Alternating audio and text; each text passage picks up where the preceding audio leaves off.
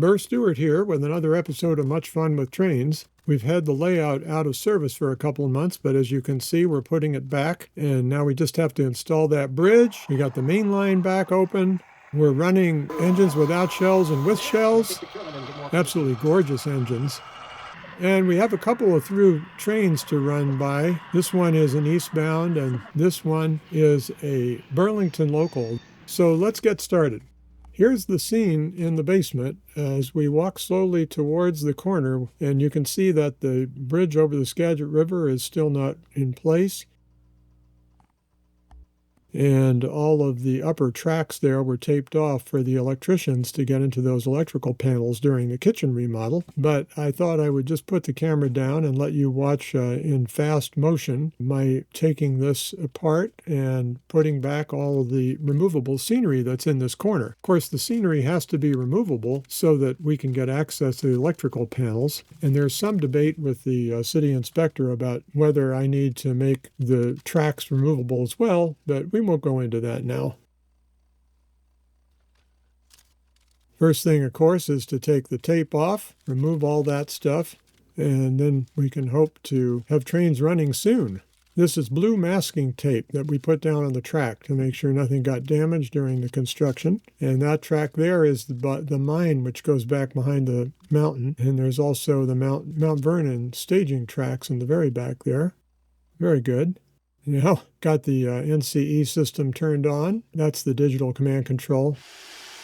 And I wanted to show you that I love vacuum cleaning, and every model railroader needs to have a vacuum cleaner in their layout, and this is why. Because when you do any kind of work, you need to be able to clean up the mess.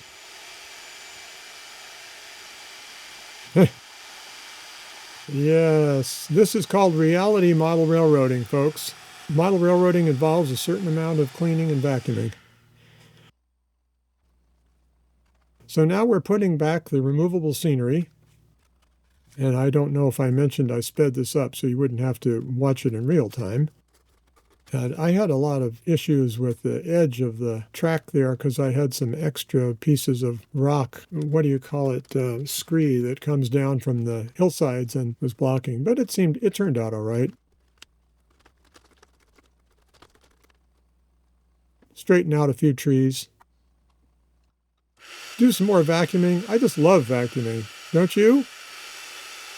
Got under there, the bottom side as well. Very nice. So here's the second piece of removable scenery. As you saw there, it's just made out of the blue insulation foam. They make a green insulation foam now that is much more environmentally friendly. It's made with corn oil or something. There we go. Got that other hillside in. And now we can put the ice platform in there. We're all good. There's the overview. But we don't have the bridge in yet. There we go. I didn't show you that whole process, but the bridge is back in service. And that little red wire there on the track, I'll have to paint that so you don't see it so well. And the yellow handle for the shutoff valve, we'll have to make a blue cover for that. Looking good.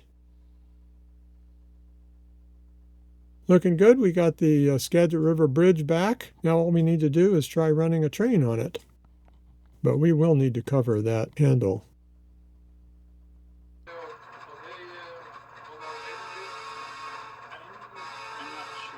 Well, what better engine to use for the inaugural run over the Skagit River Bridge than this gorgeous Alco C415, which Brian Elchlepp, what can I say, painted, detailed, weathered, maybe even remotored. He did a beautiful job on this. It's not the new Bowser one that recently came out. This is an older brass engine. I'll show some details of this in a minute, but as you can see, it's getting over the Skagit River just fine, which is our main goal.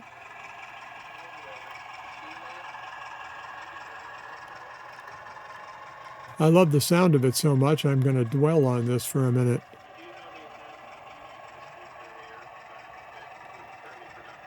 And you can see that tunnel going behind the mountain is where we have ore cars loaded with limestone.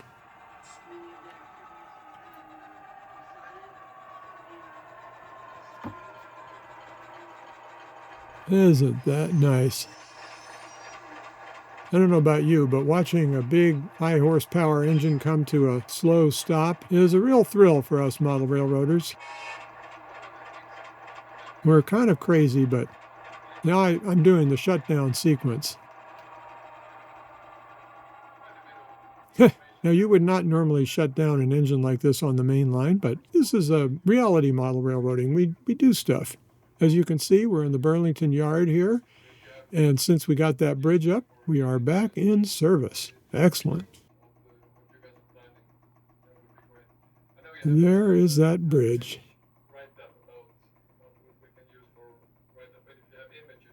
Very nice.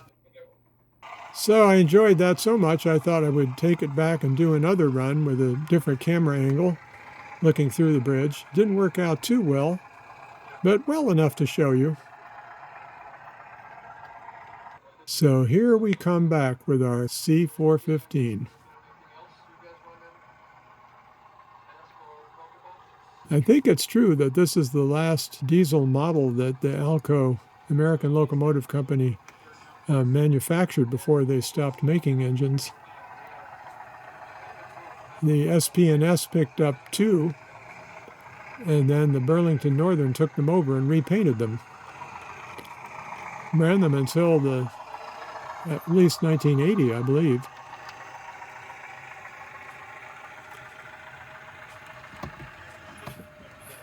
Very nice.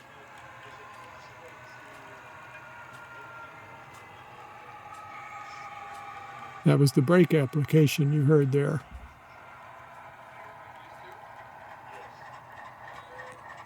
And that's the famous Alco gurgling, burbling, idle sound.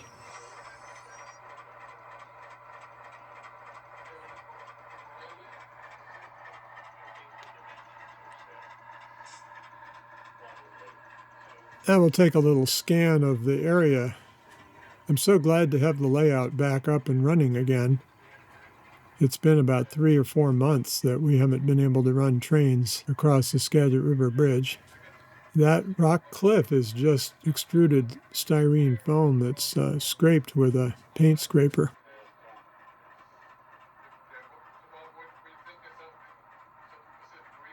So one last enjoyment of this engine. Hear it up close and look at the fine super detailing on this, weathering, the chains, the automatic car identification label,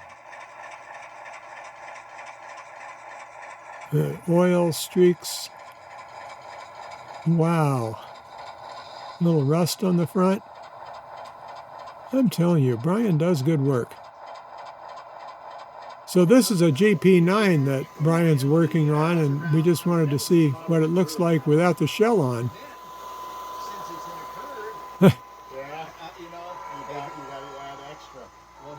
And then this is a SD9 that he recently put BN numbers on, 6046. And he removed the steam generator, which if you look at the short end of the engine, there's no steam generator on there, which would be accurate for 1970. And then take a picture of them and get more acquainted to you. Very nice. You can hear that air compressor pumping away.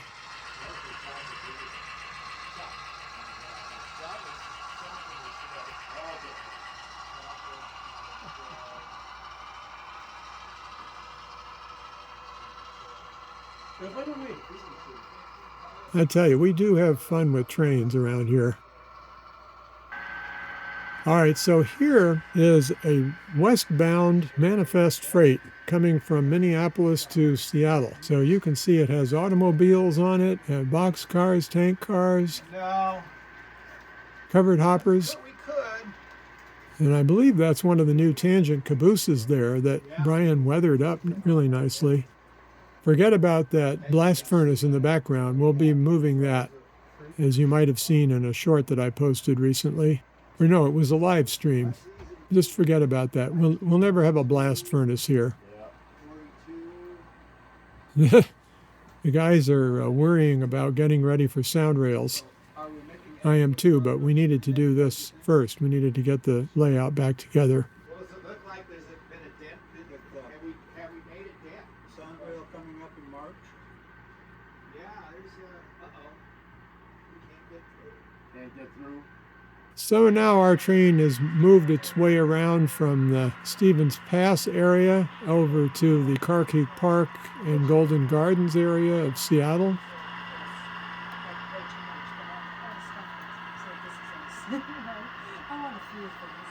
And it's going right by the Ballard station. And here's another SD9.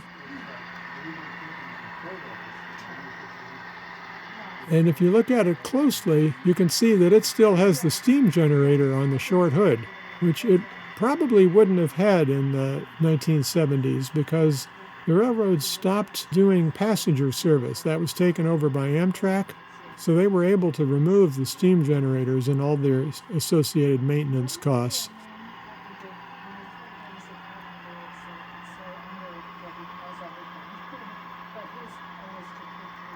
Just an example of the nitpicky details you can get into when you get involved with model railroading. I don't know that I would recommend getting involved in it, except that it is a lot of fun, and I've been doing it since I was about 2 years old. Okay, so here we are coming into the entrance to the Interbay yard.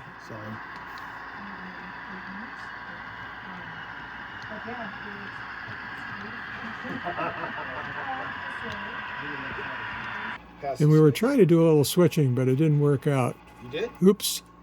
So a few minutes later, the Interbay yardmaster called for a transfer run up to the Burlington yard. Long hood forward. Yep. So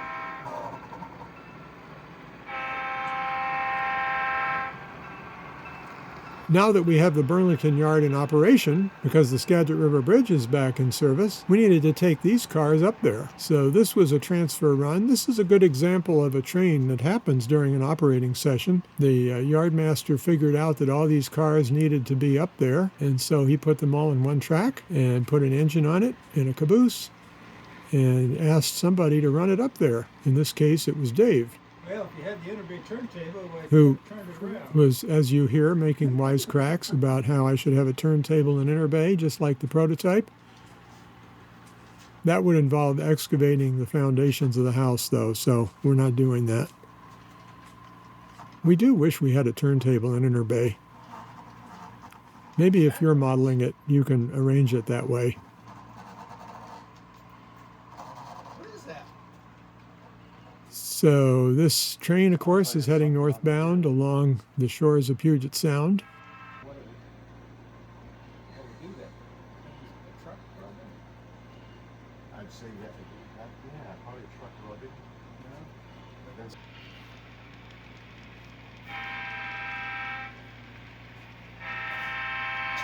I love the effect of the excess height cars right behind the engine. It looks really cool. Probably not good for aerodynamics, but it's fun to look at. You hear that squealer? This might be too broad a curve. Now that is a freshly painted caboose if I ever saw one. Wow.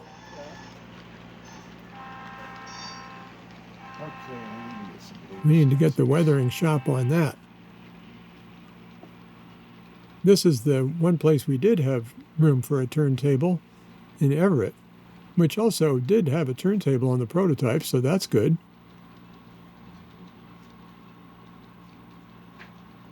They probably tore down that water tank, but I like having a water tank on the layout. It reminds me that there used to be steam engines.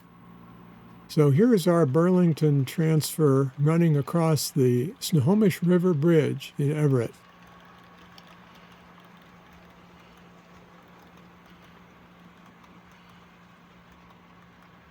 And it seems to have stalled on the 2% grade with only one engine pulling it. So that's kind of what we have for you today. we've seen that the bridge over the Skagit River was activated, and I hope you've enjoyed all the trains, the various things we ran. And be sure to check out the rest of the videos on this channel, many of which are similar to what we saw today. And for now, this is Burr Stewart, wishing you much fun with trains.